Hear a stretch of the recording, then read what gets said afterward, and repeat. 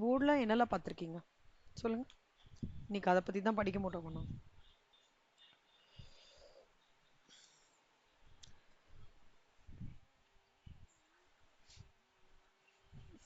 ஆ ஜென்ரலா இல்ல இல்ல இல்ல சம்ஸ் எல்லாம் இல்லக்கண்ணா. ஜென்ரலா வீட்ல ஒரு எலக்ட்ரிசிட்டி போர்டுல என்னெல்லாம் பார்த்துருவீங்க? என்னெல்லாம் இருக்கும் உங்களுக்கு பார்த்துருப்பீங்க? ஜென்ரலா சொல்லுங்கடா, நம்ம சம் ஓரியன்டா கேட்கலாம். ஒரு எலக்ட்ரிசிட்டி போர்டுக்குள்ள என்னெல்லாம் இருக்கும்? ஸ்விட்ச் இருக்குமா? கரெக்டா. ஸ்விட்ச், அப்புறம் வந்து ஆன் அண்ட் ஆஃப், ஒயர்ஸ் இருக்குமா? கரெக்டா. அப்புறம் வந்து ஃபியூஸ் சொல்லுவாங்க, கேள்விப்பட்டிருக்கீங்களா? ஃபியூஸ் எடுத்துட்டோம்னா சப்ளையே போயிடும். கரெக்டா. அப்புறம் வந்து ஃபியூஸ் போட்டால் தான் சப்ளை வரும். அப்புறம் மெயின் இதுல நீங்க என்ன பார்த்திருப்பீங்க? மீட்டர்னு ஒன்று பார்த்திருப்பீங்களா? சுத்திண்டே இருக்கும். அதுல ஒரு டிகிரி வந்து கால்குலேட் ஆயிட்டே இருக்கும். கரெக்டா. அதுக்கப்புறம் ஒரு ஃபிளாட் மாதிரி சிஸ்டம்னா ஒரு இடத்துல காமனா ஒரு இடத்துல மீட்டர் ஃபிக்ஸ் பண்ணிடுவாங்க. அப்புறம் பவர் சப்ளைக்கு வந்து அங்கே ஒவ்வொரு வீட்டுக்கும் கனெக்ஷன்ஸ் கொடுப்பாங்க. ஸோ அந்த வீட்டுக்குள்ள ஒரு போர்டு இருக்கும். அந்த போர்டுல வந்து இப்ப வந்து 3 ஃபேஸ் 2 ஃபேஸ் அந்த மாதிரிலாம். உங்க வீட்ல எல்லாம் என்ன ஃபேஸ்? 2 ஃபேஸா 3 ஃபேஸா? மித்ரா நீங்க சொல்லுங்க. என்னமா? 3 ஃபேஸ். Very good. கீர்த்தனா வீட்ல 3 ஃபேஸ். நந்தனா வீட்ல தெரியல. ஓகே. Okay, no problem. நீங்க அப்புறம் கேட்டு பாருங்க அப்பா கிட்ட. என்ன ஃபேஸ்? எங்க மேம் கேட்க சொன்னாங்கப்பான்னு கேளு. ஏன் இதுன்னா இது இதோட நம்மளுக்கு கரெக்டா வருது. இந்த எலக்ட்ரிசிட்டி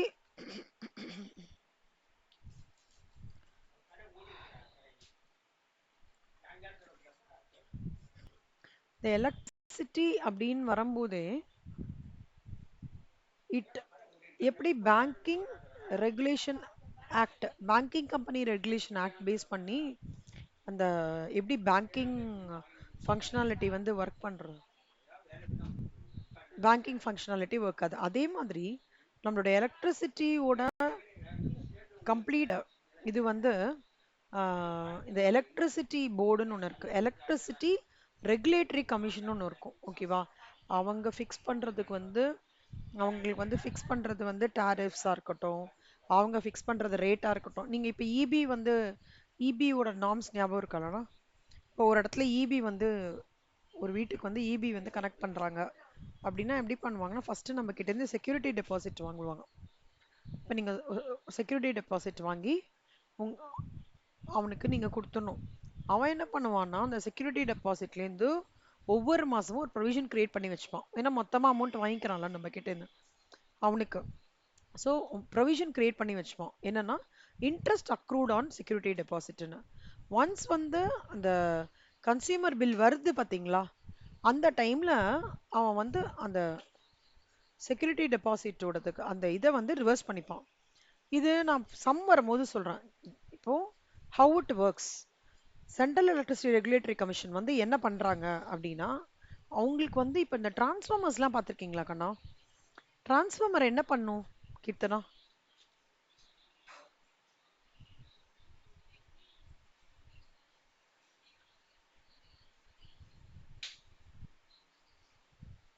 கீர்த்தனா டிரான்ஸ்ஃபார்மர் என்னடா பண்ணும்?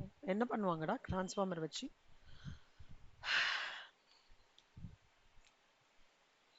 ஓகே, கீர்த்தனா கேட்கலையா? ஓகே, நந்தனா நீங்க சொல்லுங்க. நந்தனா, கீர்த்தனா கேக்குறதா? ஓகே, நந்தனா நீங்க சொல்லுங்க. நந்தனா, டிரான்ஸ்ஃபார்மர்ஸ் வச்சு என்ன பண்ணுவாங்க?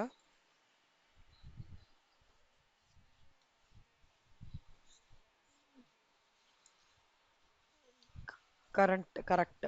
ஸோ அந்த டிரான்ஸ்ஃபார்மர் தான் இட்ஸ் அ காமன் போர்ட் இல்லையா?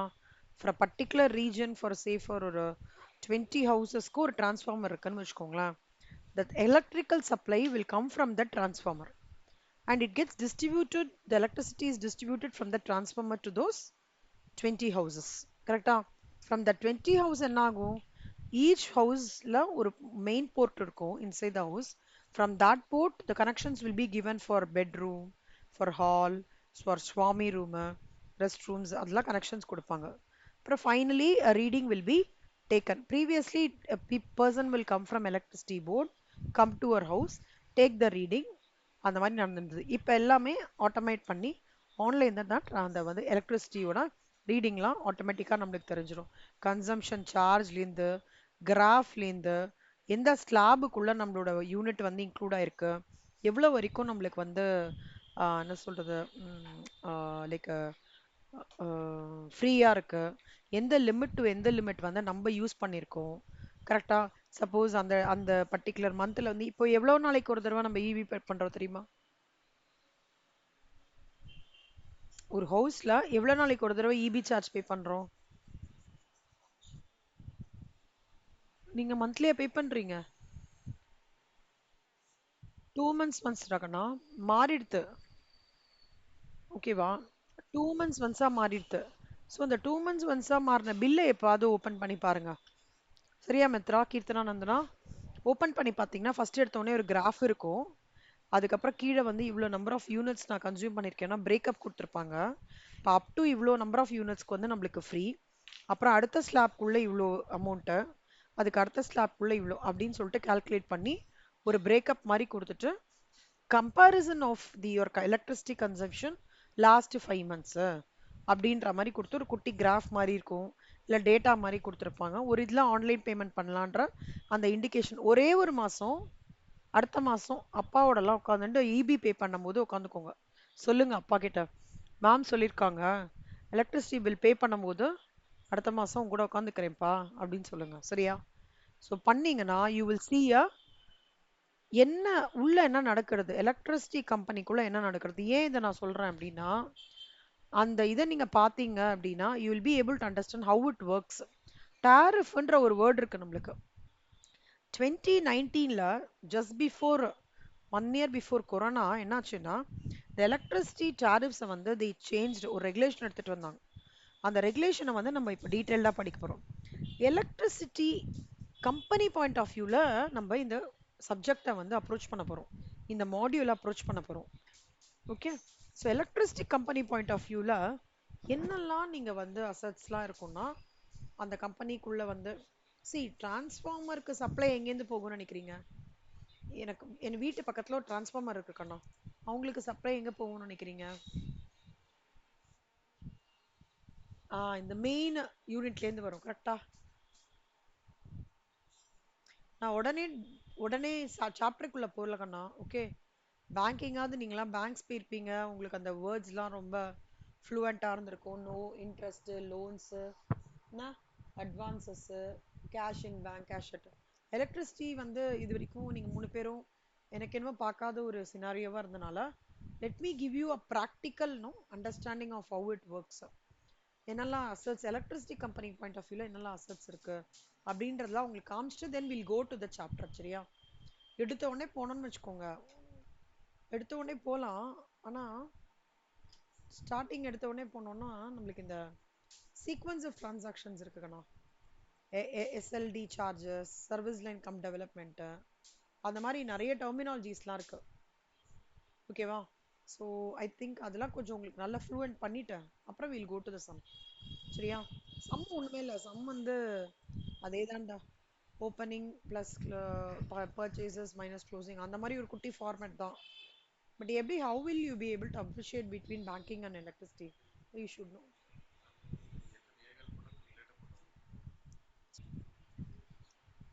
ஸோ அந்த கான்செப்ட்ஸ் ஃபஸ்ட்டு நான் இன்னைக்கு எடுக்கிறேன். ஓகே, சும்மா ஒரு ஹை தான், ரொம்ப டீட்டெயில்டெல்லாம் போகல. அப்போ உங்களுக்கு ஒரு டெர்மினாலஜிலாம் கொஞ்சம் கம்ஃபர்டபுள் ஆகிடும். அதுக்கப்புறம் we will get to the topic. சரியா? இப்போ வந்து இதில் வந்து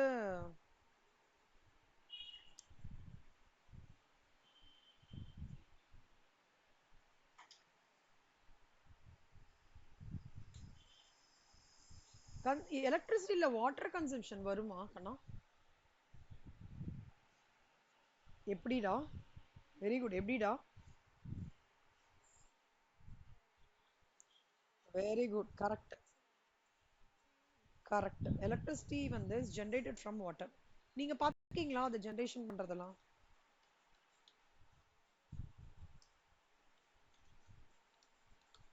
எப்போது ஒரு ஆப்பர்ச்சுனிட்டி இருந்தா போய் பாருங்க கண்ணா. என்ன இது வந்து எல்லா டேம்ஸ் பக்கத்துலயும் இது பண்றாங்க, எல்லா டேம்ஸ்லயும். ஓகேவா? இந்த any any dam you go. இப்போ கோயம்புத்தூர் பக்கத்துல என்ன டேம் இருக்கு?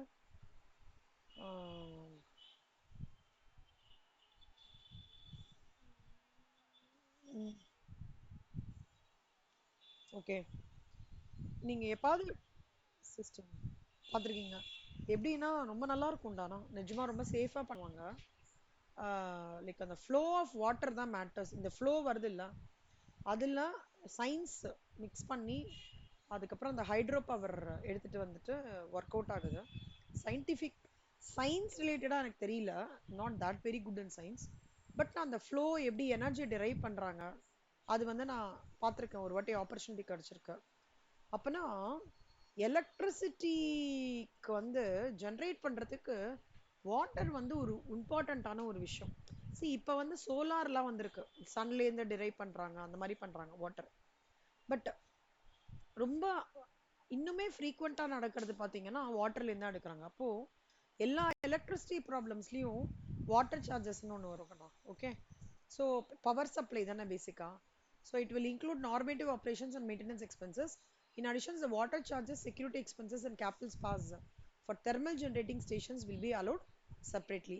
Thermal generating stations நாலே ஞாபகம் வச்சுக்கோங்க, where they um, manufacture where they get where the supply of electricity basically happens from water.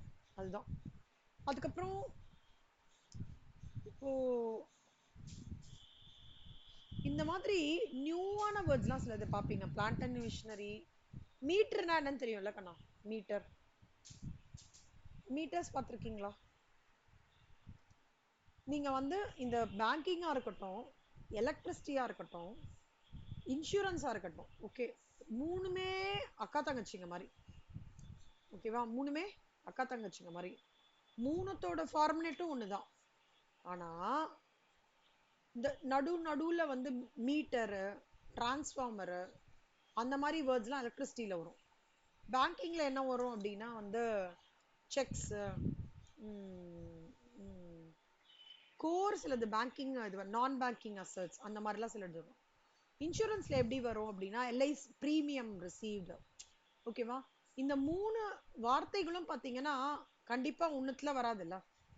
இப்போ வந்து பேங்கிங் அசட்ஸ்ன்றது இன்சூரன்ஸ்லயும் வராது, எலக்ட்ரிசிட்டியும் வராது.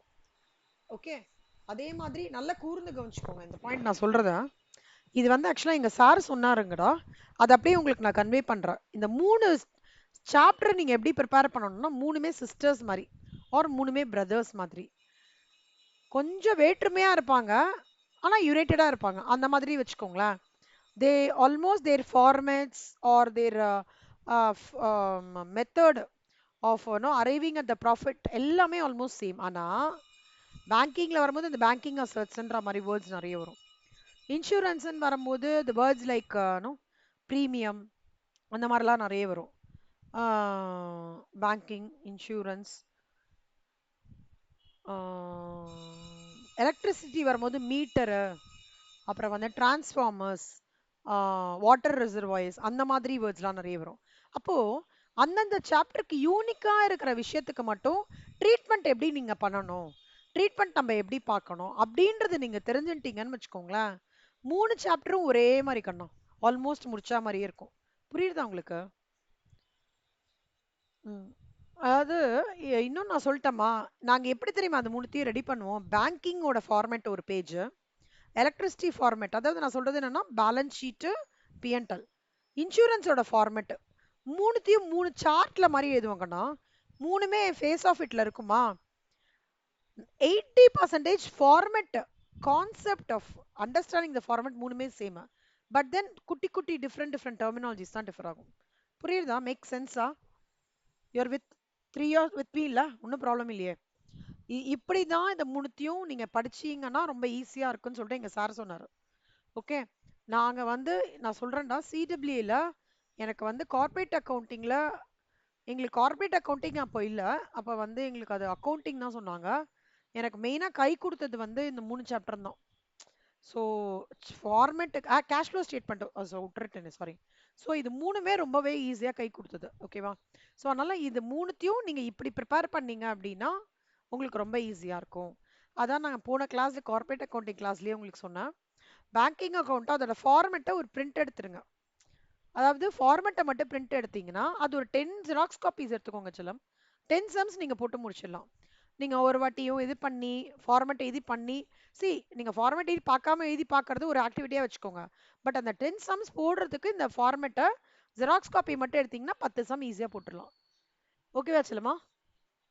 அதே மாதிரி தான் இன்சூரன்ஸ்க்கு அதே தான் அப்ளிகபிள். அதே தான் எலக்ட்ரிசிட்டிக்கும். இப்போ எப்படி ஹவு டு ரீடுன்னு புரிஞ்சுதா? ஓகே, இப்போ வந்து நல்லா பார்த்துக்கோங்க. எலக்ட்ரிக் இன்ஸ்ட்ருமெண்ட்ஸ், மெயின்ஸ், மீட்டர், அப்புறம்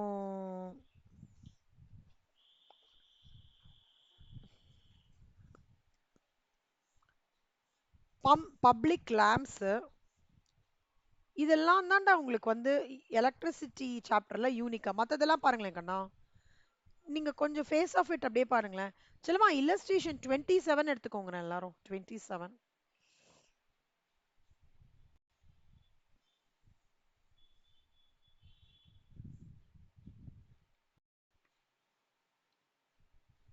எடுத்துட்டீங்களா?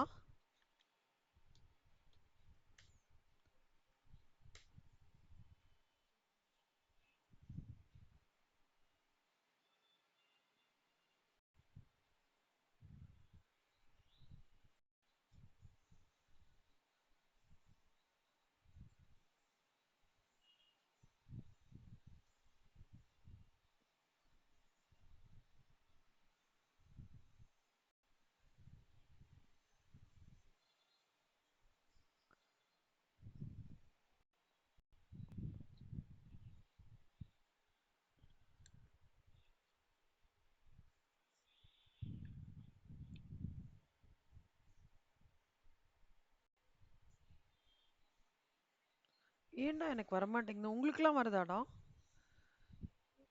எனக்கு ஏன் சர்ச் பண்ணா வரமாட்டேங்குது? பேஜ் நம்பர் சொல்றீங்களா யாராவது?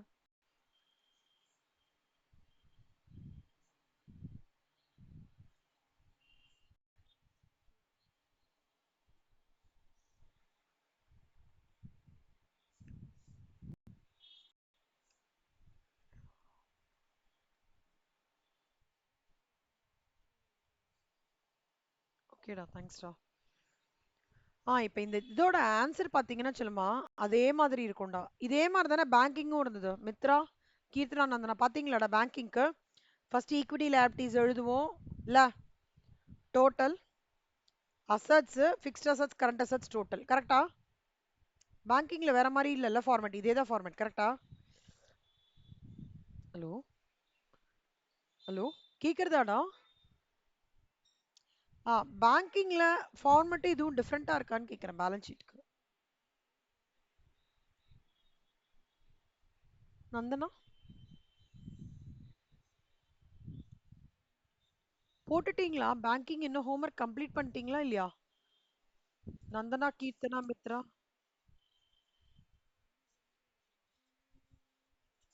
சரி, okay.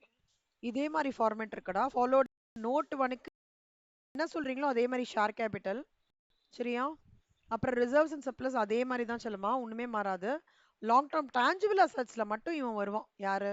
Electric instruments, office furniture, transformers, public lamps அவனோட டெப்ரிசியேஷன் ஃபண்டு. நான் கரண்ட் இன்வெஸ்ட்மெண்ட்ஸ், எஸ்பிஐ பாயிண்ட், அதெல்லாம் இதெல்லாம் ஒரே மாதிரி. ஓகேவா? So what I'm trying to say here is from the balance sheet point of view, okay, even as well as P&L point of view லயும் format banking-க்கும் இதுக்கும் எந்த மாறுதலுமே கிடையாது. ஓகேவா? அதே கான்செப்ட் தான். குட்டி குட்டி குட்டி சம்ஸ்லாம் இருக்கு. அதெல்லாம் மட்டும் நான் வந்து உங்களுக்கு குட்டி குட்டி ஸ்டெப்ஸ் வச்சு சொல்லி தருவேன். சரியா?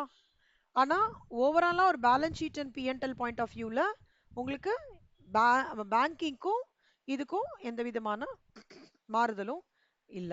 சரியா கண்ணா? ஓகே. ஸோ எலக்ட்ரிசிட்டி கம்பெனிஸ் வந்து generation, transmission, distribution of power. அப்புறம் ஸ்டேட் எலக்ட்ரிசிட்டி ரெகுலேட்டரி கமிஷன் வந்து எப்பவுமே மேண்டேட்டரியா செட் பண்ணியிருக்காங்க இவங்களுக்கு. சப்போஸ் இவங்க வந்து எஸ்சிஆர்சி ஓட ஒப்பீனியன் வந்து ஆஹ், என்ன சொல்றது, ஏதாவது ப்ராப்பரா இல்லைன்னா appellate tribunal will intervene and solve it. Ombudsman ஸ்கீம்னா கன்சியூமர் கிரீவன்ஸ் ரெட்ரஸல். இப்போ ஏதாவது ப்ராப்ளம்னாங்க இவங்க வந்து காப்பாற்றுவாங்க அவங்களெல்லாம். ஓகே.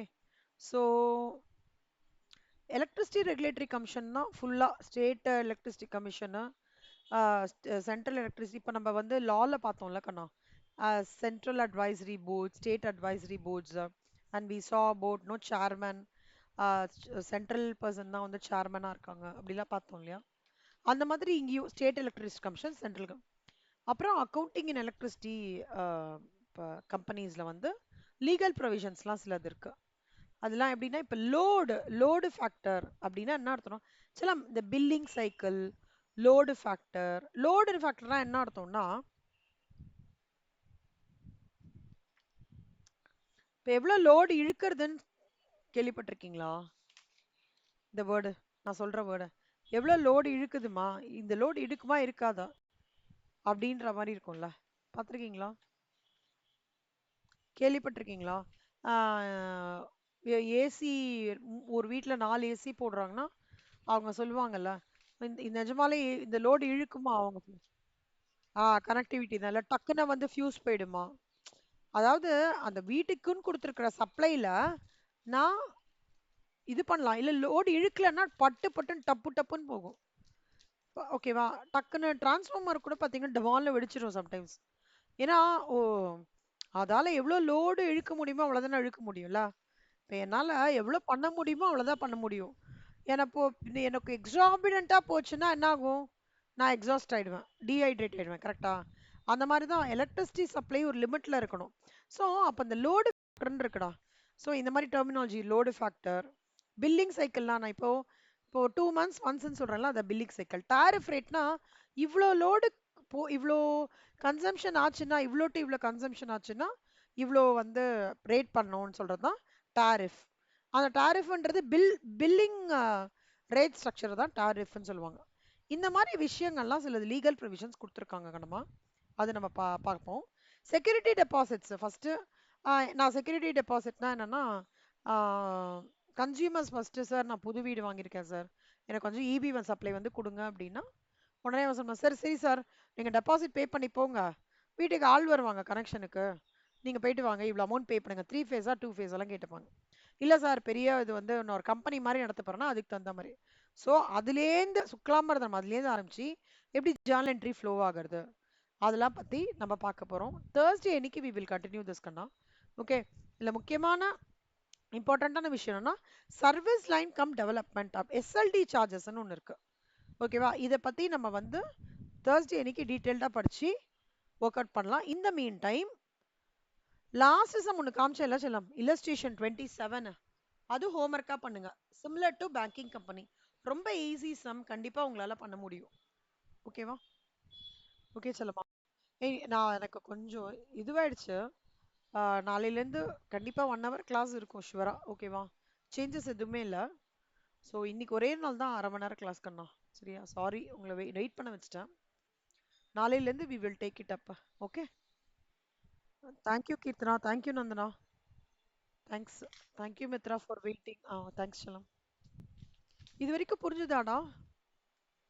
எதுவும் டவுட் இல்லையா? வெரி குட் செல்லம். Super. Thank you thank you thank you so much. அது வரைக்கும் ஹோம்ஒர்க் மட்டும் ஆன்லைன் பண்ணிடுங்க, சரியா? Okay. Super. Shreya good evening செல்லம். மித்ரா குட் ஈவினிங் கண்ணா. குட் ஈவினிங் கண்ணா. சாய் எனக்கு வந்து கோச்சிக்காத, ஃபேன் மட்டும் வைக்க முடியுமா? முடிஞ்சதுன்னா பாரு, ஃபேன் மட்டும். சாரிடா. Ashwini good evening.